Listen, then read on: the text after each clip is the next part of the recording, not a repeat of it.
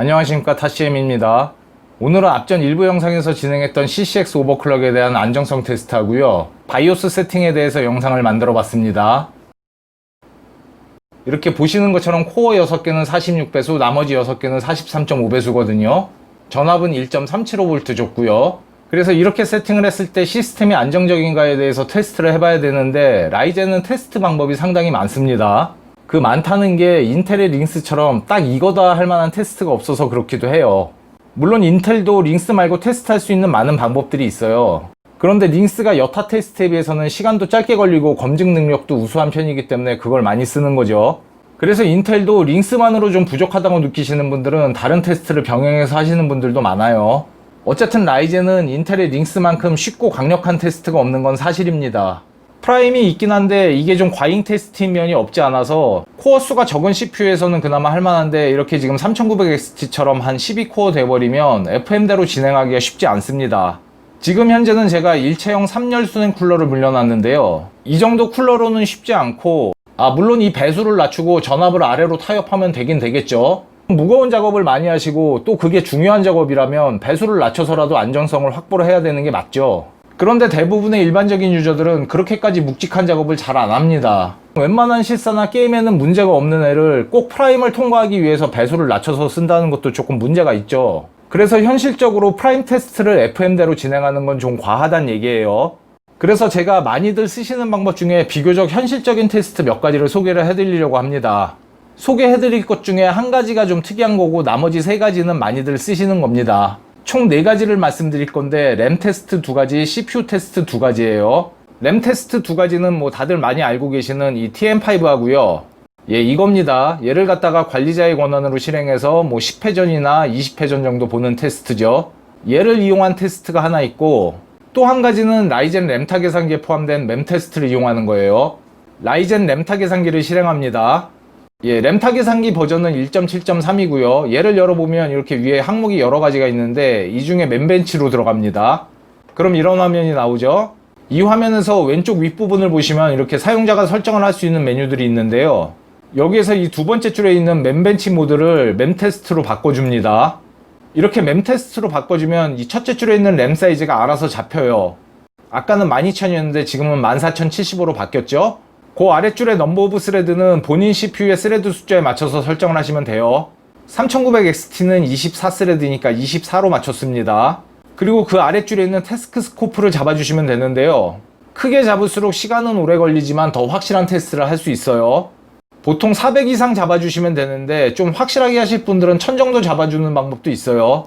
그래서 예를 들어서 여기를 1000으로 입력하면 이러면 한 4시간 정도 걸리더라고요, 해보니까. 4시간이 너무 길다고 생각하시면 한 400 정도 잡아주시고 통과하면 그냥 일단 써보시는 것도 괜찮습니다. 뭐 그 정도만 해도 쓰다가 문제가 생길 일은 거의 없지만, 뭐 만약에 문제가 생기면 그때 가서 다시 하면 됩니다. 너무 어렵게 생각하실 필요 없어요.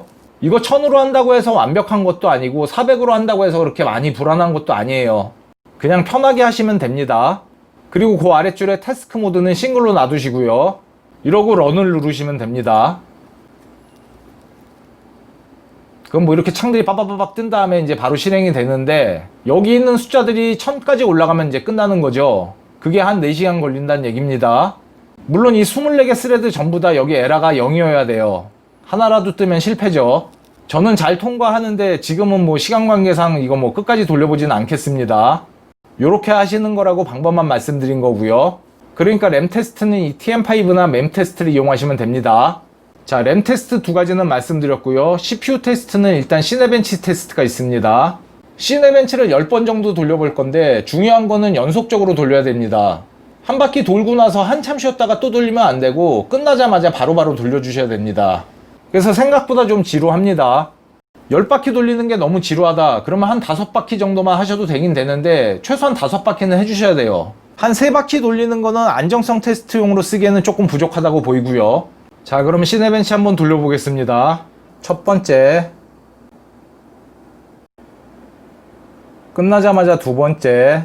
이렇게 돌고 있는 중간에는 HW 인포를 열어서 혹시나 배수 하락이 있는지 확인해 보시는 게 좋아요. 온도도 확인해 보시고요. 세 번째, 네 번째, 다섯 번째, 여섯 번째, 일곱 번째, 여덟 번째, 아홉 번째, 열 번째, 예, 끝났습니다. 92.3도까지 올라갔었고요. 배수 하락 없었고요. 예, 이러면 이 테스트는 잘 통과한 겁니다. 그런데 이 시네벤치는 거의 CPU 위주로 갈구거든요.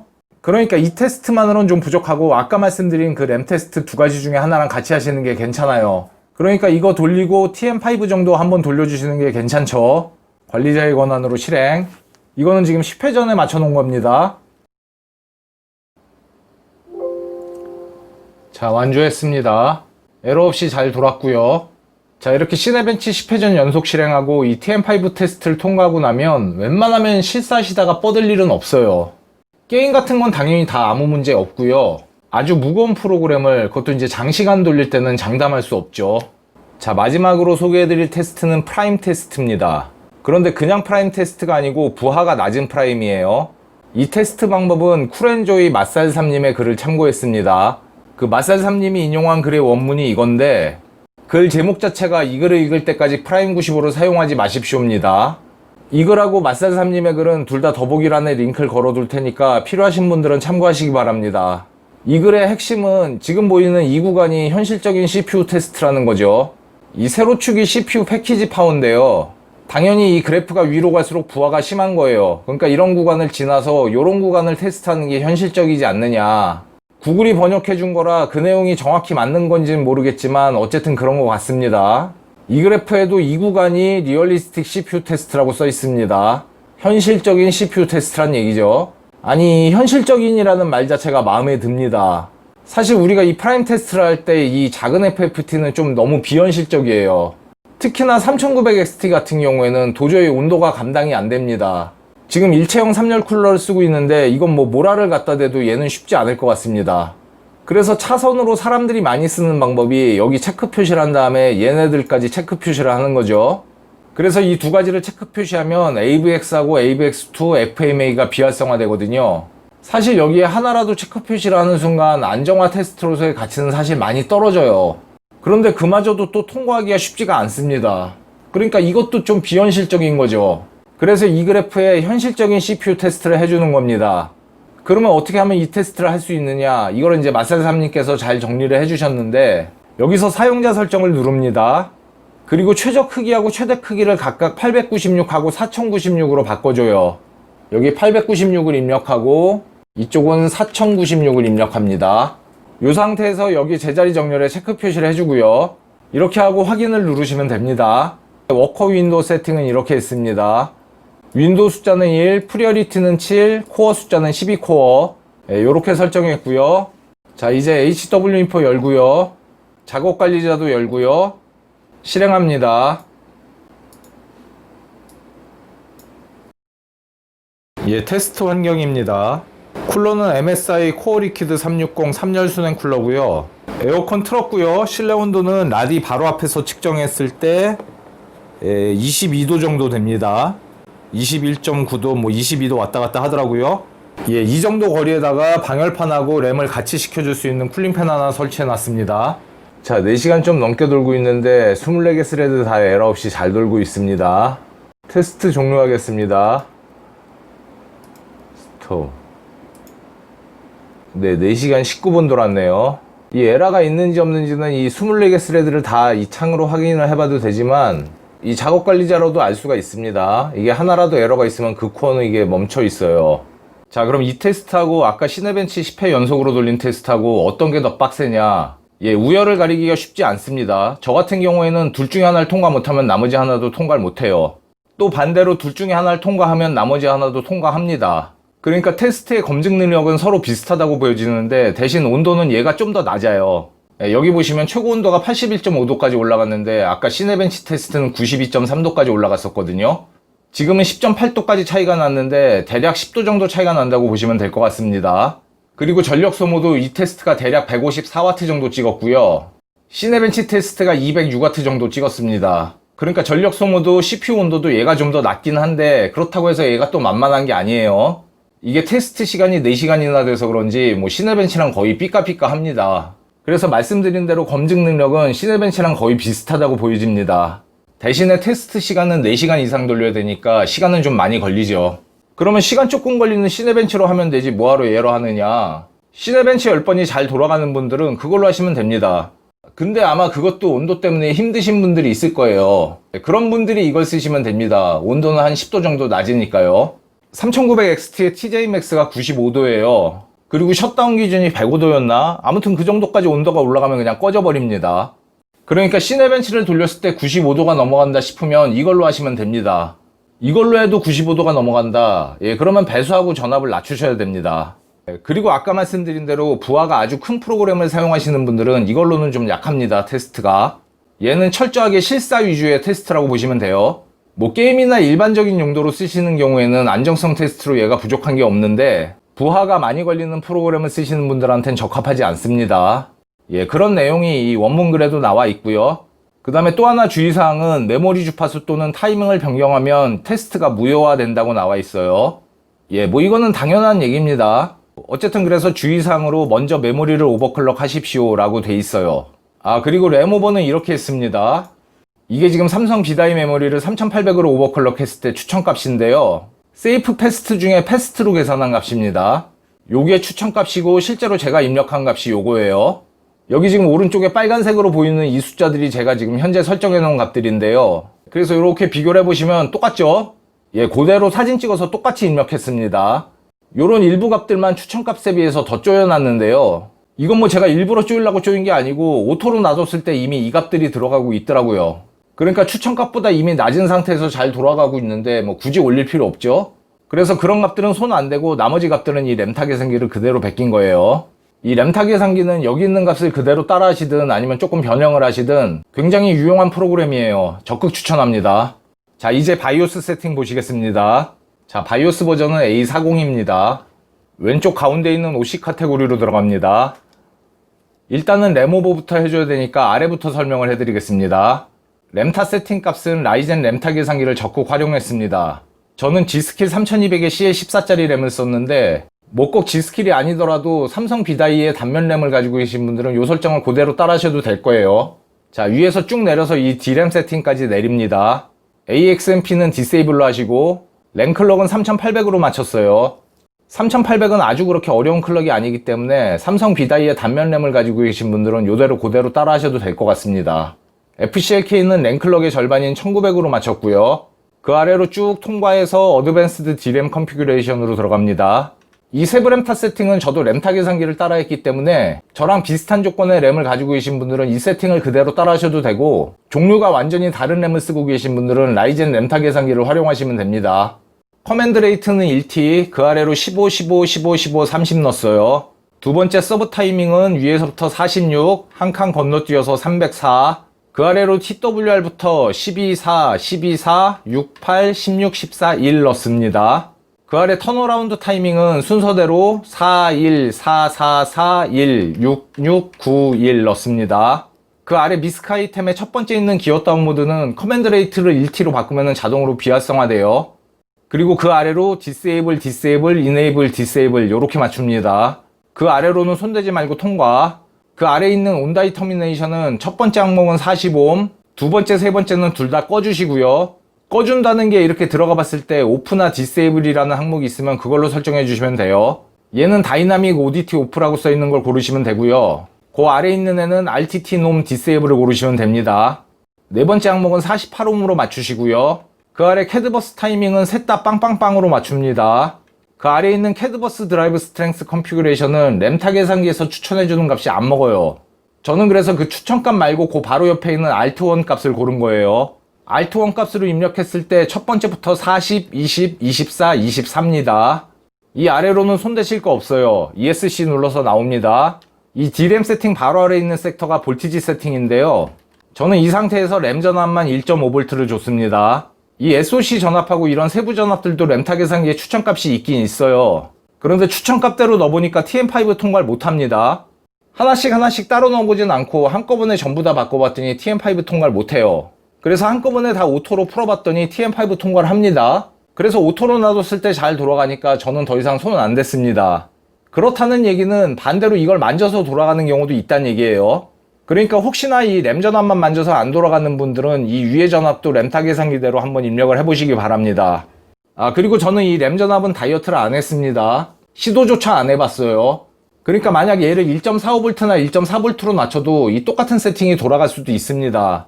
그런데 저는 뭐 굳이 다이어트의 필요성을 못 느껴서 안 한 거고요. 이 램 전압을 굳이 다이어트 안 한 이유는 다이어트를 해봐야 뭐 얻을 수 있는 이득이 크게 없어요. 전기세 한 달 동안 쓴다고 쳤을 때 1.4V로 했을 때보다 한 50원이나 더 나올지 모르겠습니다.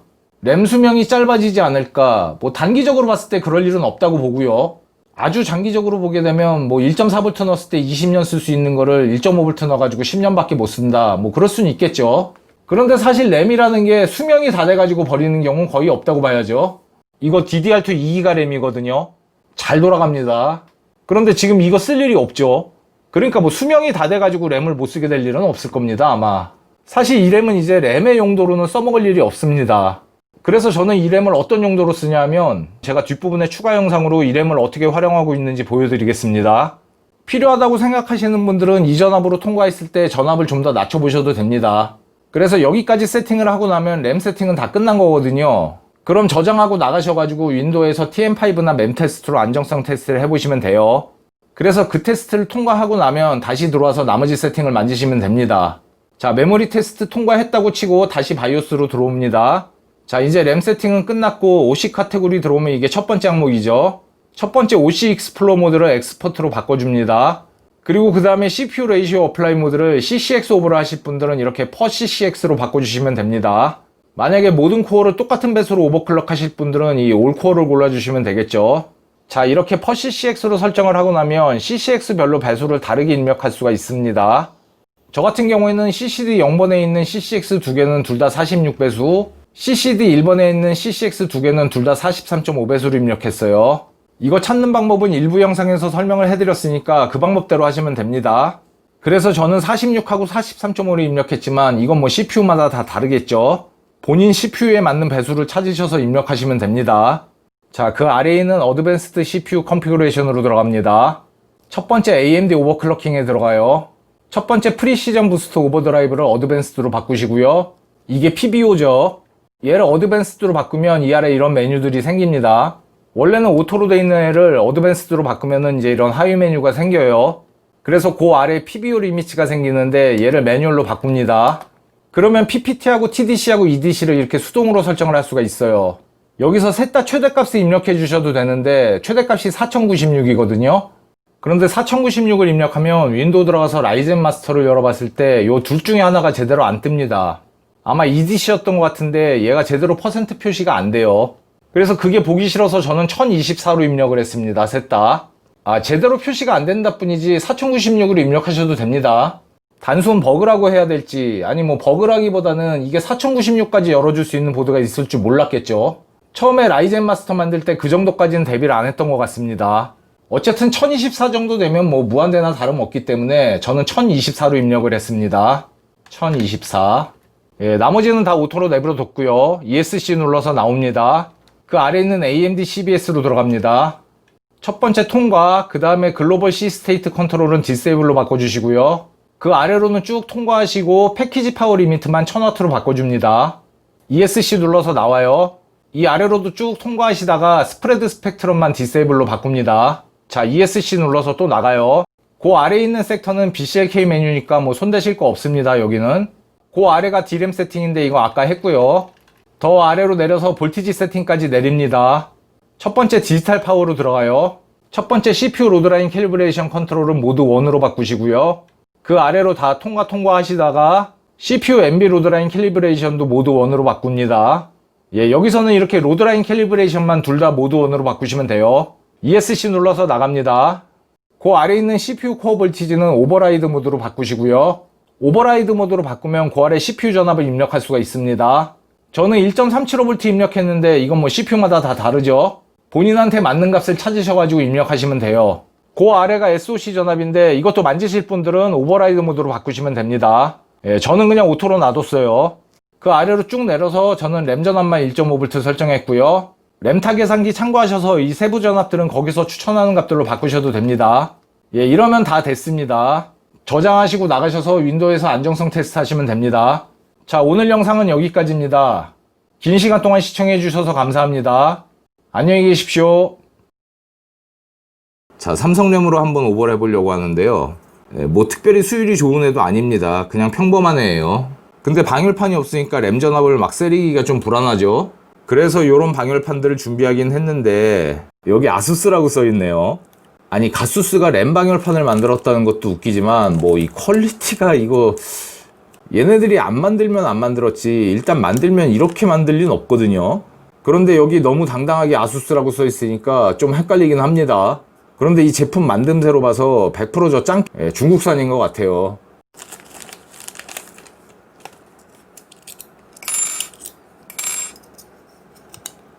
자, 이 써멀 패드도 이거 써멀 패드 상태도 지금 이대로 갖다 붙이면 안 붙이는 이만 못할 것 같습니다.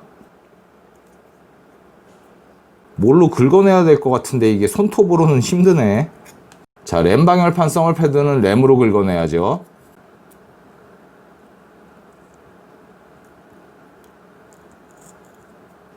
역시 임자를 알아보네.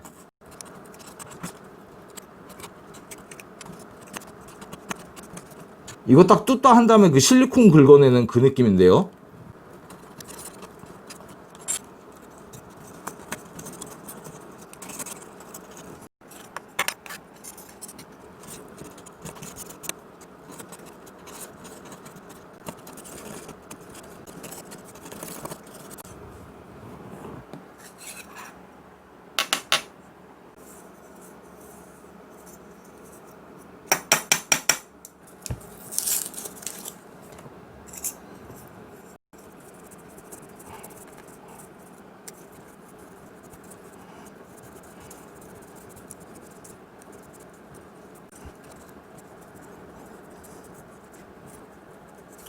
예, 저 램으로 긁어내고 알코올 솜으로 빡빡 문질렀더니 잘 깨끗하게 닦아줬습니다. 네, 이러니까 좀 깔끔하네.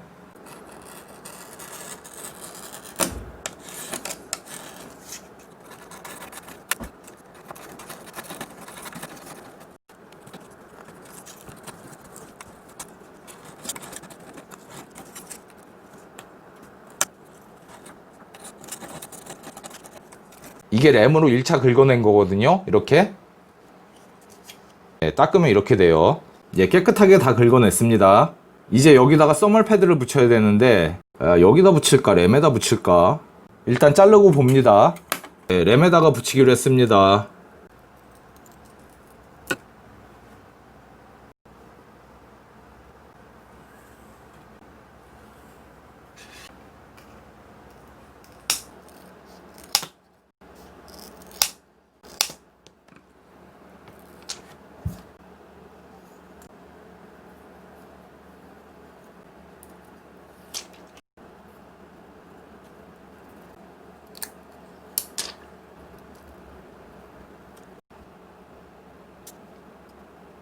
야, 이 방열판이 또 작네. 아, 진짜, 씨.